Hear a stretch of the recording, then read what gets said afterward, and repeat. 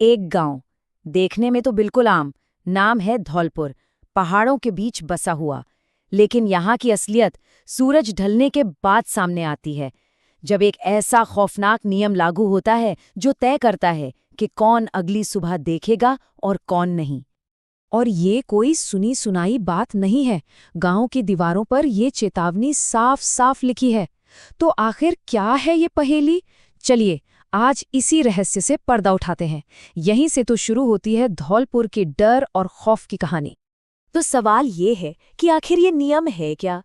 देखिए, धौलपुर में अगर जिंदा रहना है तो इसका सीधा सा मतलब है शाम 7 बजे के बाद कुछ रिवाजों को मानना। और मानना भी ऐसा वैसा नहीं, बिल्कुल सख्ती से। तो चलिए देखते हैं कि वो कौन से नियम है जो यहाँ जिंदगी और मौत का फैसला करते हैं। अब ये नियम सुनने में शायद बहुत सीधे साधे लगें, लेकिन यकीन मानिए हर एक के पीछे कोई ना कोई गहरा राज है। सबसे पहला कदम, शाम 7 बजे से पहले घर के अंदर। इसके बाद दरवाजे पर हल्दी से एक लकीर खींची जाती है, एक तरह का सुरक्षा कवच समझिए। फिर दरवाजे पर एक दिया जलाया जाता है, शायद उस अंधेरे को दूर रखने के लिए जो बाहर इंतजार कर रहा है। और आखिर में हर खिड़की, हर दरवाजा कसकर बंद। ये 4 कदम मिलकर एक ऐसा घेरा बनाते हैं जिसे तोड़ने का मतलब है सीधे सीधे मौत को दावत देना। लेकिन कहानी इतनी सीधी नहीं है। धौलपुर का ये श्राप सिर्फ दरवाजे के बाहर ही नहीं रहता। नहीं, इसका असली हमला तो होता है इंसान के मन पर, उसकी भावनाओं पर। ये एक ऐसा धोखेबाज साया है जो आपके सबसे करीबी, सबसे प्यारे रिश्ते का मुखौटा पहन कर आता है, सिर्फ आपकी हिम्मत को तोड़ने के लिए। जरा सोच कर देखिए, कोई अपने घर में बंद है, बाहर मौत का साया है, और तभी खिड़की पर एक हल्की सी दस्तक होती है और बाहर से आवाज आती है माँ की। वही माँ जो महीनों से लापता है, वो ठंड में कांप रही है, अंदर आने के लिए गिड़गिड़ा रही है। यही यही भयानक इम्तिहान गांव के मुखिया की बेटी रोशनी के सामने आया। अब ऐसे में कोई क्या करे? एक तरफ दिल है जो कह रहा है दरवाजा खोल दो, अपनी माँ को अंदर बुला लो, लेकिन दूसरी तरफ दिमाग में पिता अमर सिंह की चेतावनी गूंज रही है। उन्होंने साफ कहा था, 7 बजे के बाद बाहर जो भी है वो इंसान नहीं है। चेहरा हो, आवाज हो, सब धोखा हो सकता है। और उस खौफनाक घड़ी में बस यही शब्द रोशनी की ढाल थे। और रोशनी ने एक ऐसा फैसला लिया जो किसी का भी दिल दहला दे। उसने अपनी आंखों पर, अपने कानों पर नहीं, बल्कि गांव के उस नियम पर भरोसा किया और दरवाजा बंद रखा। ये एक घटना ही ये बताने के लिए काफी है कि ये श्राप सिर्फ जान नहीं लेता, बल्कि इंसान को उसकी भावनाओं के सबसे मुश्किल इम्तिहान में धकेल देता है। कहते हैं हर श्राप के पीछे एक कहानी होती है, एक वजह होती है। तो चलिए, अब वक्त है इस श्राप की सच्चाई जानने का। इसकी जड़ें जुड़ी हैं 50 साल पुरानी एक दर्दनाक कहानी से, और उस कहानी का केंद्र है गांव का एक पुराना मनहूस कुआं। ये कोई मामूली कुआं नहीं था, इसमें पानी नहीं बल्कि दफन किए हुए राज थे। ये एक मकबरा था, और इसी कुएं से उस श्राप ने जन्म लिया था जो धीरे धीरे पूरे गांव को निगल रहा था। तो आखिर हुआ क्या था? बात है 50 साल पहले की। बिरजू नाम का एक मजदूर था जिसने जालिम जमींदार के खिलाफ आवाज उठाने की हिम्मत की। सजा के तौर पर उसे गांव से निकाल दिया गया। पर सबसे खौफनाक बात तो ये थी कि जमींदार के डर से पूरा का पूरा गांव चुप रहा। किसी ने बिरजू के परिवार की मदद नहीं की।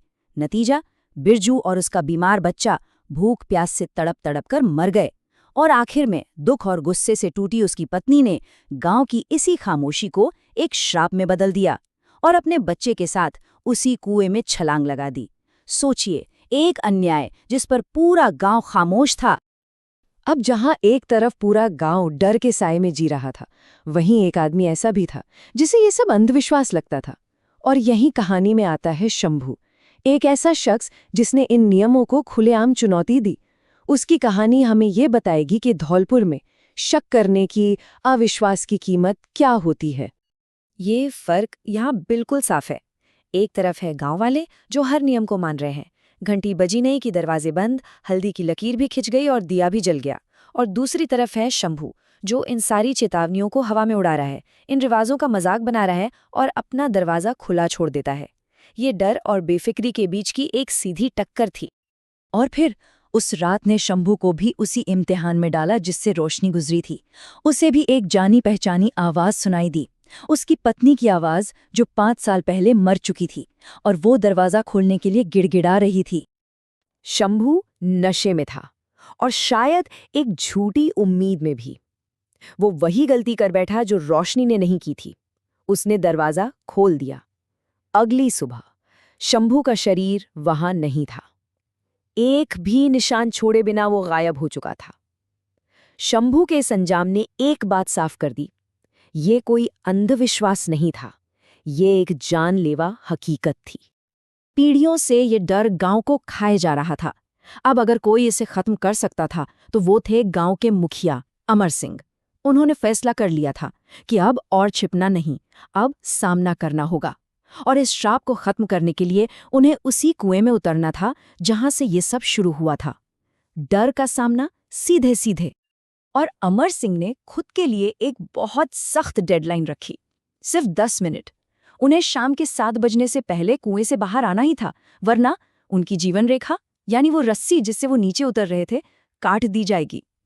जब अमर सिंह कुएं में उतरे तो वहां पानी नहीं था, वहां थे सिर्फ कंकाल, अनगिनत कंकाल, उन सभी लोगों के जो इस श्राप का शिकार बने थे। यही थी उस कुएं की असली खौफनाक सच्चाई। उस भयानक मंजर को देखकर भी अमर सिंह डरे नहीं, बल्कि उनके दिल में एक गहरा पछतावा था। और उन्होंने बात की। 50 सालों में पहली बार किसी ने उस आत्मा से माफी मांगी। उन्होंने कहा, मैं यहाँ मुखिया बनकर नहीं, एक इंसान बनकर आया हूँ। मैं माफी मांगने आया हूँ। इस पर उस आत्मा ने वो सच बताया जो गांव वाले आज तक नहीं समझ पाए थे। उसने कहा, ये बदला नहीं है, ये उन मासूमों की चीखें हैं जिन्हें जीते जी इंसान होने का हक तक नहीं दिया गया। मतलब ये कोई बदला नहीं था, ये न्याय के लिए एक दर्द भरी पुकार थी।